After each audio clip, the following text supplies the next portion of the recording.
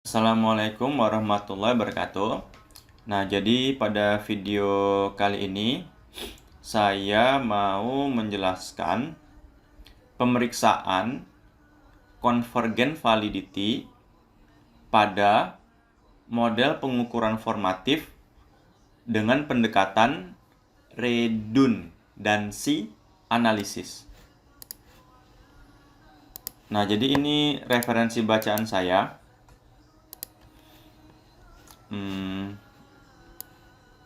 Ini dia. Saya baca dari buku ini. Kemudian saya akan membahas bagaimana cara melakukan pemeriksaan assess convergent validity pada model pengukuran formatif, ya. Jadi kalau kita lihat di sini, teman-teman, prosedur pemeriksaan model pengukuran formatif di sini ada 3 tahap. Tahap yang pertama, kita melakukan pemeriksaan convergent validity-nya. Ini untuk yang formatif, ya. Yang kedua, kita memeriksa kolinearitasnya, ya, permasalahan kolinearitas dari model pengukuran formatif. Yang ketiga, kita memeriksa signifikansi dan relevansi dari indikator formatif. Nah, untuk video kali ini saya mau ngebahas gimana sih caranya kita melakukan pemeriksaan convergent validity pada model pengukuran formatif. Nah, akan saya praktekkan menggunakan software SmartPLS. Nah, ini dia. Nah, ini kutipan saya mengutip dari sini. Jadi, teman-teman, ini nanti akan saya bahas. Kita mulai dari sini aja. Dari contoh. Nah, ini dia, biar mudah. Ya. Di sini, teman-teman, diberikan model, ada 2 variabel di sini. Variabel pelayanan dan variabel kepuasan. Nah, variabel laten pelayanan ini memiliki 2 indikator. PEL 1, PEL 2. Sementara variabel kepuasan memiliki 3 indikator. KEP 1, KEP 2, KEP 3. Nah, untuk variabel laten pelayanan, kita fokus ke variabel laten pelayanan. Kenapa? Karena variabel laten pelayanan, indikatornya ini bersifat formatif. PEL 1, PEL 2 itu formatif, ya. Anak panahnya dari indikator menuju variabel latennya. Itu dia. Nah, di sini ini dia, ya. Indikator pelayanan, ya. Petugas parkir yang sigap di supermarket ABCD. Itu dia. Itu indikator pelayanan yang pertama. Sifatnya formatif. Bu, kecilin dikit, Bu. Kode indikatornya PEL 1. Nah, itu dia. Jadi, petugas parkir yang sigap akan mempengaruhi kualitas pelayanan. Jadi, teman-teman, indikator yang pertama ini formatif. Jadi, ada triknya sih sebenarnya di bahan ini. Nah, di sini, sebab akibat. Mana yang terjadi lebih dahulu adalah penyebab. Jadi, antara variabel dan indikator, mana yang terjadi lebih dahulu? Jika variabel terjadi lebih dahulu dibandingkan indikator, maka model pengukurannya reflektif. Nah, itu dia. Jika indikator terjadi lebih dulu dibandingkan variabel, maka model pengukuran dikatakan formatif. Nah, pada kasus ini, teman-teman bisa lihat. Variabelnya pelayanan. Indikatornya petugas parkir yang sigap.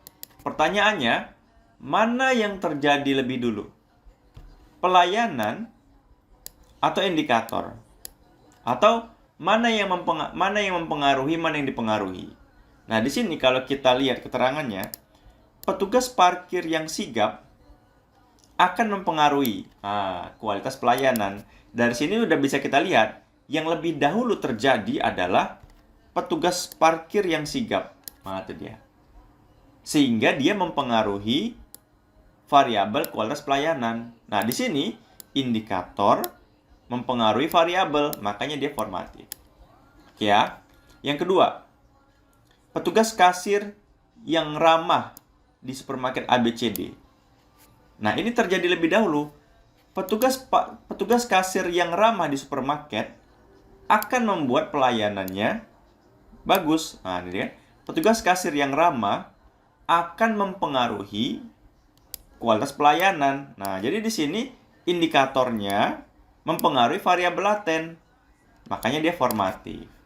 Nah, jadi fokus kita adalah kita akan melakukan pengujian convergent validity pada model pengukuran formatif.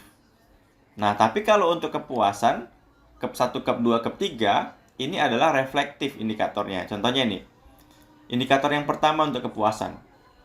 Saya merekomendasi ke orang lain untuk berkunjung kembali ke supermarket ABCD. Mana yang lebih dahulu terjadi? Variabel kepuasannya atau indikatornya? Kalau kita lihat di keterangan, tingkat kepuasan akan mempengaruhi seseorang merekomendasi ke orang lain. Nah, di sini bisa kita lihat variabelnya mempengaruhi indikatornya. Itu dia. Tingkat kepuasan akan mempengaruhi seseorang merekomendasi orang lain. Jadi di sini variabel mempengaruhi indikatornya. Variabel mempengaruhi indikator, makanya dia reflektif. Begitu juga yang kedua. Saya akan berkunjung kembali ke supermarket ABCD, tuh ya. Oh, di sini ada 3 nih sebenarnya. Oh, ada 2 ya. Ya udah nggak apa-apa. Saya terbuat 3 pula tadi di contoh. Di contoh ini, contoh data saya buat 3. Ya udah nggak apa ya. Kepnya rupanya ada berapa? Kepnya, ini dia. Kepnya ada 3 ya, kepuasan ya. Tapi di sini saya buat 2 ya tadi. Ya, tapi nggak apalah. Ya. Yang kedua, saya akan berkunjung kembali ke supermarket. Ya, ini juga reflektif. Jadi tingkat kepuasan akan mempengaruhi seseorang berkunjung kembali. Di sini variabel mempengaruhi indikatornya, makanya dia reflektif. Nah, ini formatif. Nah, teman-teman, kembali lagi, fokus kita adalah menguji model pengukuran yang formatif, pelayanan. Kita fokus ke pelayanan. Nah, teman-teman, ini dia menurut referensi, ini dia.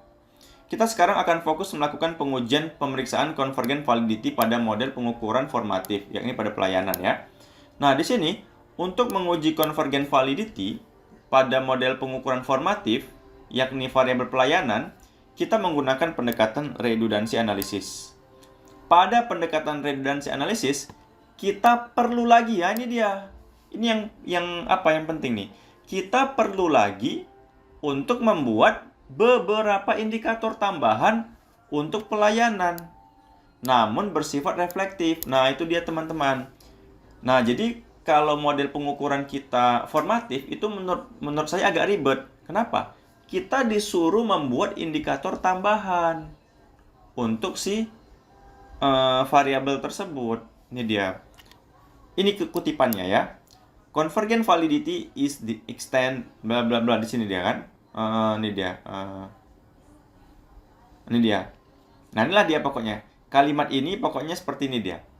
Nah, jadi teman-teman di sini Y1-nya formatif nih contohnya. Ini dari referensi tersebut. Y1-nya formatif. Dia memiliki 4 indikator formatif. Nah, oleh karena akan dilakukan pengujian redundancy analysis, dia harus membuat indikator tambahan yang bersifat reflektif untuk si Y1-nya. Makanya ini dibuat lagi X5, X6, X7. Nah, itu dia. Jadi, karena model pengukuran kepuasannya tadi, model pengukuran kepuasannya model pengukuran pelayanannya reflektif, maka kita harus membuat beberapa indikator tambahan untuk pelayanan itu, tapi reflektif. Nah, seperti ini contohnya. Nah, ini kan formatif, indikatornya ada 4. Nah, dia membuat indikator tambahan untuk Y1-nya reflektif, ada 3. Kalau jumlah indikatornya mungkin disesuaikan dengan teorinya lah. Berapa cocoknya, jumlahnya berapa, seperti itu dia. Nah, di sini saya sudah membuat indikator tambahannya. Ya. Nah, ini dia. Saya buat pelayanan ada 3 indikator tambahan. yang reflektif. Nah, sebelumnya kan pelayanan kan ada dua ya, formatif. Jadi saya membuat 3 indikator tambahan pelayanan yang reflektif. Ya, itu menurut saya 3 aja. Ini dia. Yang pertama, saya merasa senang terhadap supermarket ABCD karena dilayani dengan baik. Nah, ini reflektif. Pelayanan yang baik di supermarket akan membuat pengunjung senang. Ya, akan mempengaruhi indikatornya. Pelayanan yang baik akan membuat pengunjungnya merasa senang terhadap toiletnya. Pelayanan yang baik akan membuat konsumen merasa nyaman terhadap tempat parkirnya. Nah, itu dia. Jadi ini 3 indikator reflektif tambahan untuk pelayanan. Nah, jadi datanya seperti ini ya. Jadi di sini ada PEL 1, PEL 2. Nah, PEL 1 sama PEL 2, ingat, ini merupakan indikator yang formatif. Sementara PEL 3, PEL 4, PEL 5 itu merupakan indikator tambahan yang reflektif. Nah, kenapa dibuat tadi? Untuk melakukan pengujian redundansi analisis. Nah, barulah di sini ya kita gambar dalam Smart PLS seperti ini, teman-teman. Nah, ini dia. Ya, seperti ini. Jadi di sini ada pelayanan yang formatif, indikatornya PEL 1, PEL 2. Di sini ada pelayanan yang reflektif, PEL 3, PEL 4, PEL 5. Nah, itu dia. Nah, jadi di sini sama-sama pelayanan, cuman yang di sini formatif, di sini reflektif. Nah, teman-teman, yang formatif ini bertindak sebagai eksogen, pelayanan yang reflektif bertindak sebagai endogen. Referensinya mana? Di sini tadi, teman-teman. Ini dia. Ya. Ini kan. Specifically, one has to use the formative measure contract as exogen latent variable. Nah, itu dia. Jadi, yang variabel formatifnya itu sebagai eksogen. Memprediksi endogen latent variable. Itu yang reflektif. Nah, jadi variabel yang reflektifnya sebagai endogen. Nah, seperti diperlihatkan gambar nih. Nah, ini kan. Formatifnya ini sebagai eksogen, mempengaruhi si yang Y1-nya yang reflektif, yang endogen. Nah, itu dia. Seperti ini dia. Nah, barulah kita calculate, pilih PLS algorithm, pilih start calculation. Nah, dapatlah kita nilai PET analisisnya 0,726. Nah, kita cukup melihat PET analisisnya 0,726. Jadi, syarat lolosnya gimana dari pemeriksaan convergent validity? Nah, kita lihat referensinya. Di sini tadi. Dia dikatakan lolos, secara idealnya dia di atas 0,8. Namun, bisa juga kita menggunakan batas minimumnya 0,7 atau di atas. Nah, itu dia. Nah, jadi kita lihat nilai PET koefisiennya tadi, ya kita lihat di sini. Nilainya tadi di... Nah, di sini dapat kan? Nilai PET koefisien analisisnya ini dia. Kita bisa lihat, kan nilainya 0,726. Ya, nilai PET analisisnya. Berdasarkan hasil pengujian redundansi analisis, untuk variabel pelayanan diperoleh nilai PET koefisien pelayanan formatif terhadap pelayanan reflektif 0,726. Nah, ini kan sudah di atas 0,7 ya. Ini kan artinya maka disimpulkan tidak terdapat permasalahan pada pemeriksaan convergent validity pada variabel pelayanan dengan pendekatan redundansi analisis. Nah, teman-teman, seperti itulah cara pengujian untuk model pengukuran yang reflektif pelayanan. Jadi kita secara nggak langsung juga harus membuat indikator tambahan untuk pelayanan yang reflektif. Nah, itu dia. Jadi memang agak ribet sih kalau model pengukurannya formatif seperti itu.